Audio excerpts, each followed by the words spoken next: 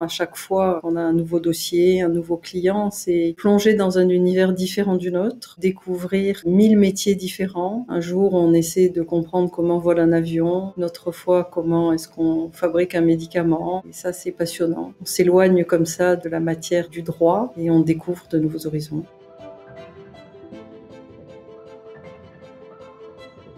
Derrière une entreprise, il y a des gens, il y a ceux qui l'ont créée, il y a ceux qui investissent dans cette entreprise et puis enfin, il y a ceux qui y travaillent. Donc elle a une importance pour toutes ces personnes. De ce point de vue-là, je crois que défendre une entreprise, c'est défendre l'intégralité des gens qui sont derrière.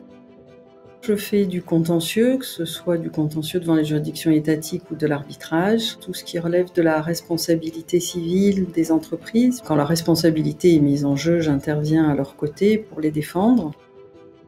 L'intérêt d'être associé d'un cabinet américain à Paris, j'en vois plusieurs. Le tout premier, il me paraît évident, c'est d'être intégré au sein d'un réseau international. Avec deux volets à cela. D'abord, le fait d'être en contact permanent avec des associés étrangers, ayant donc une vision du droit différente. Ça permet d'échanger culturellement et de pouvoir, de ce fait, apporter à nos clients, qui sont aussi des entreprises mondiales, une vision qui leur correspond à chaque endroit où elles sont. Et à titre personnel, ça me donne cette ouverture sur l'international et de pouvoir les servir sur le territoire français.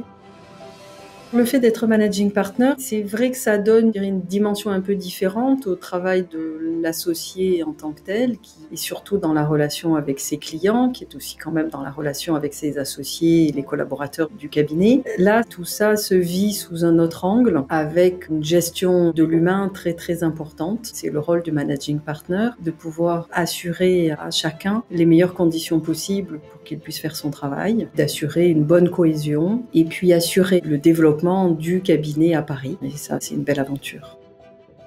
Le conseil que je donnerais à un jeune avocat, c'est sans aucun doute de beaucoup travailler. C'est un métier qui est exigeant, qui n'apprécie guère l'improvisation à mon sens. En tout cas, l'improvisation, une fois qu'on est bien préparé, ça fonctionne bien. Et je pense qu'il faut aussi beaucoup aimer ce qu'on fait.